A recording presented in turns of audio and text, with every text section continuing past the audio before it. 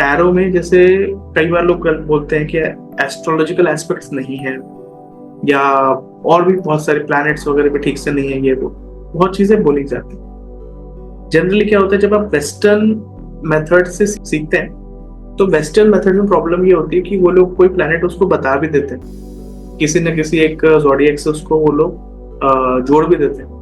But फिर भी बहुत बार अगर आप ठीक से पढ़ोगे, ठीक से आपको थोड़ी भी नॉलेज है, तो आपको ये दिखेगा कि it is very difficult to make accurate predictions. तो टैरो को जरूरी है हमें जोड़ना हमारे अपने वैदिक चीजों से, हमारे अपने सनातन चीजों से। उसके बाद आप इंडिया में बहुत अच्छी प्रेडिक्शन कर सकते हो। अदरवाइज क्या होता कि आप अगर वेस्टर्न वाली चीजें करोगे तो इंडिया में चलती नहीं। जैसे आप जानते हो कि भले ही वेस्टर्न में कोई चीज चलती है या वेस्टर्न वर्ल्ड में कोई चीज चलती है, उसको कहीं ना कहीं कॉपी पेस्ट करके या थोड़ा सा तोड़ मरोड़ के इंडिया में उसको लाते हैं, एंड थोड़ा सा इंडियनाइज्ड वर्जन उसका बहुत अच्छा चलता है। तो वो इंडियनाइज्ड वर्जन करना बहुत जरूरी है, क्योंकि डायरेक्टली आप बाहर से चीज यहाँ लेके आएंगे तो वो नहीं चलती। और खासकर जो मेरा प्रोग्राम है, मैं जो पढ़ाता हूँ, उसमें मैं बहुत ज्यादा इस चीज पे फोकस करता हूँ कि उसको मैं सनातन या एक तरह से हमारा जो वैदिक परंपरा है उससे जोड़ के और उसके बाद उस चीज पर आगे लेके। इसके बाद आता है कि भाई एक होती है जनरलाइज स्टेटमेंट। कई सारे ज्योतिष, कई सारे टैरो रीडर्स हो गए, बाकी भी लोग हैं, ये एक जनरलाइज स्टेटमेंट मारते हैं। और इसके अलावा एक होती है, या इसके अपोजिट में एक होती है काफी डीप रीडिंग। अभी कह क्यों रहा हूं, क्योंकि देखो जो जनरलाइज स्टेटमेंट होती है ना, जैसे कि किसी ने कह दिया कि भाई आपके लाइफ में कोई ना कोई प्रॉब्लम चल रही है, अब कोई ना कोई प्रॉब्लम चल रही है, अगर ये ऐसा कोई बोल रहा है तो ये तो ऑब्वियस है, सबके लाइफ में कोई ना कोई प्रॉब्लम तो कभी ना कभी चल ही रही होगी। कई बार आप देखेंगे यूट्यूब पे भी ऐसे आते हैं और फिर लोग उनकी मीम्स बना देते हैं, चाहे ध्रुव राठी उनके ऊपर वो बना देता है, वीडियो बना देता है कि भाई ये कैसे बातें कर रहे हैं। तो भाई प्रॉब्लम वहीं पर है कि आप ओवर जनरलाइज जहाँ कर देते हैं वहां इशू होता है, और वहां पे फिर लोग आपकी बातों को भी, मतलब क्या है कि कोई मतलब नहीं बनेगा ना उसका। आपके लाइफ में कोई ना कोई प्रॉब्लम सबके लाइफ में होती। आपके सर्कल में कोई ऐसा है जो आपका दुश्मन है, ऐसे भी बोलते हैं कई लोग। आपके कुछ हिडन एनिमीज है, अरे भैया सबके होते हैं। कौन है ऐसा व्यक्ति जिसको सब लोग प्यार ही करते हैं, कोई उसका दुश्मन नहीं है, या कोई हिडन एनिमी किसका होगा नहीं, या ये वो, मतलब जनरली ऐसा होता ही नहीं। कई बार ऐसा हो या ना हो, लेकिन इस तरह की रीडिंग किसी काम की नहीं। Whether it works, whether it doesn't, main तो चीज है कि ऐसी रीडिंग किसी काम की। आप जब भी करें थोड़ी सी डीप रीडिंग करें, थोड़ा ठीक से करें। फर्ज करो कि जैसे मैंने जो बहुत पहले एग्जांपल दिया था उसी में थोड़ा सा ऐड करता हूँ कि जब मुझे किसी ने पूछा कि मेरी शादी होने वाली है ना, मेरी शादी होने वाली है, तो अब मैं क्या करूँ क्या नहीं, ये बस पूछ ही रहा था। उतने में जो मैंने कार्ड देखा और मतलब कुछ इस तरह से उस कार्ड ने मुझे कुछ बताया, और मैंने उसको बोल दिया कि भैया आपकी, मतलब भैया तो मतलब जो बोला कि आप क्या are you going for honeymoon kind of, बोले हाँ हाँ क्यों नहीं, अब मतलब शादी करूँ हनीमून नहीं जा रहा। हाँ ठीक है, हनीमून जा रहे हो ना, हनीमून जो जा रहे हो ना उसमें की चीज बताओ। पहली बात तो आपकी बहुत सारी एयर ट्रैवल होने वाली है, ठीक है, 2-3 प्लेन बदल बदल के जाना पड़ेगा, इस तरह से कुछ होगा।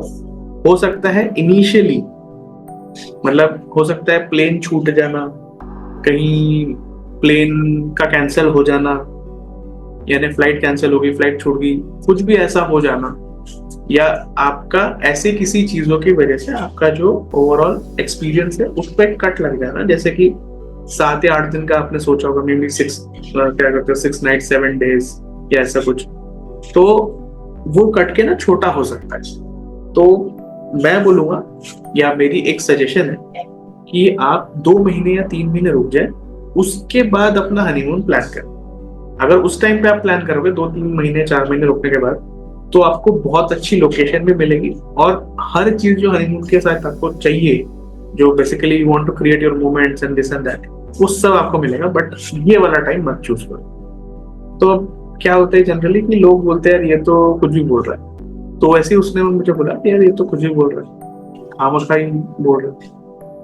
तो उसने माना नहीं मेरी बात। अब हुआ ये कि राइट बिफोर, जैसे शादी मान लो 4 तारीख को हो, 4 तारीख को शादी हो, तो 2 तारीख या 3 तारीख को उनके पास कॉल आती है। उनको अराउंड 7 या 8 तारीख को जाना था, शायद 7th को जाना था पहले, तो 6th या 7th की पहली वाली उनकी फ्लाइट थी। तो उनका एयरलाइन से फोन आया कि पर्टिकुलरली उस दिन की फ्लाइट थोड़ी सी मतलब कुछ चेंजेस आ गए और हम एक दिन के बाद वाली फ्लाइट करेंगे, मतलब एक दिन बाद जाएगी वो फ्लाइट, उस दिन नहीं जा रही due to some technical issues. तो हम आपको दूसरे फ्लाइट में we are giving the same reservation and this and that. तो वैसे कोई पैसे का नुकसान नहीं हुआ, बट फ्लाइट उसकी बदल गई।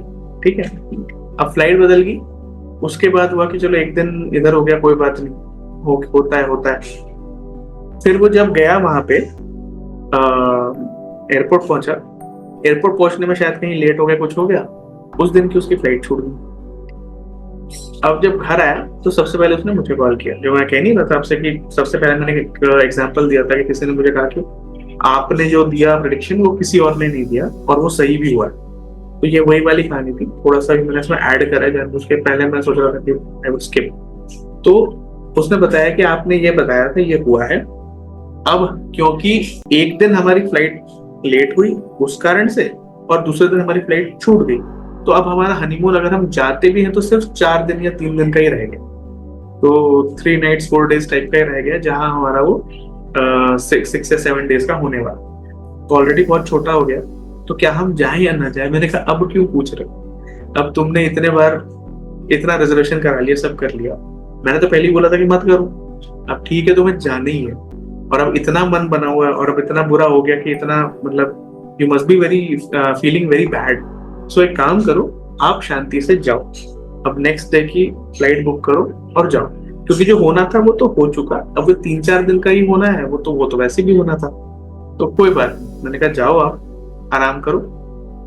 अब जो मैंने बाकी प्रेडिक्शंस को की थी कि बहुत सारी फ्लाइट्स आपको बदलनी पड़ेगी, तो हुआ यूं कि अब जो उसको दूसरा रिजर्वेशन मिला वो कुछ वाया मिला, तो उसको 2 से 3 फ्लाइट्स बदल के उस डेस्टिनेशन तक पहुंचना पड़ा। फिर कहीं ना कहीं आधा 1 घंटा किसी न किसी लेवर में लेट हुई फ्लाइट, उस चक्कर में वो और ज्यादा लेट हो गया। तो वो जहां सुबह पहुंचना था उसने वो शाम रात को पहुंचा और उसके बाद उसका हनीमून शुरू हुआ, जो कि क्या ही हुआ, तो अल्टीमेटली 3 दिन का ही वो रह गया था। तो ये प्रेडिक्शन टैरो से बताई मैंने, किसी और एस्ट्रोलॉजी या किसी और दूसरे टूल से नहीं बताई, ये प्रेडिक्शन मैंने टैरो से बताई। और एक दूसरा रिविलेशन एज इन अगर मैं करूं तो मैं बता सकता हूँ कि टैरो ना कई बार आपको कह सकते हो कि हाईजैक कर लेता है। अब हाईजैक यानी कैसा होता है कि when you and the tarot cards are connected, तो कई बार आपको दिखता ही कुछ और है, कार्ड पे लिखा कुछ होगा, आपको दिखेगा ही कुछ और आप भूल जाओगे उस टाइम के लिए कि वो क्या बता रहा है क्या नहीं, या पहले आपने उसका कौन सा मीनिंग पढ़ा था कौन सा नहीं, और आप कुछ अलग ही चीज बताया। अब देखो, ये इंट्यूशन है, इसको अपनी इमेजिनेशन या इसको और किसी चीज से कंफ्यूज मत कर। इंट्यूशन एक अलग तरीके से काम करता है, इमेजिनेशन या जो आप और कुछ भी उसको बोलोगे वो एक अलग चीज से काम करता है। उसको भी मैंने खासकर मैं अपने कोर्स में हमेशा इंट्यूशन मास्टरी का एक एक्स्ट्रा बोनस कोर्स में पढ़ाता हूँ, जिसमें इंट्यूशन को समझना, इंट्यूशन से प्रेडिक्शंस देना, कैसे बढ़ाना, कैसे यूज करना, हर एक चीज को हम बहुत ही डिटेल में समझते हैं। तो उस दिन ये हुआ था कि कार्ड तो जो आया था वो अलग बात, लेकिन उसके ऊपर जो नंबर लिखा था मुझे एक्चुअली वो नंबर कुछ और दिख रहा था और मुझे बिल्कुल जैसे याद ही नहीं आगे वो उसका नंबर क्या है कि क्या है नहीं, और मैं वही नंबर देख रहा हूँ, मैं बोले जा रहा हूँ, and that prediction went like, मतलब बहुत ही अच्छे से। और बाद में 2-4-8 दिन बाद, या जब भी मैंने दूसरी रीडिंग करी होगी, तब मैंने देखा कि यार ये कार्ड में ऐसी, मतलब वो नंबर मुझे दिखा ही कैसे, जबकि यहाँ पे है ही नहीं होना, मुझे दिखा कैसे वो, मुझे तब समझ में आया कि एक्चुअली आई वाज हाईजैक्ड। तो ये होता है, मतलब टैरो कार्ड आपसे बात करते हैं, दे एक्चुअली शो यू कि हाँ क्या होने वाला है क्या। तो ये बहुत ही कह सकते हैं कि it is a very divine science, और बहुत डिवाइन एक्सपीरियंसेस आपको मिलते हैं जब आप टैरो के साथ अच्छे से कनेक्ट करते हैं और आगे बढ़ते हैं।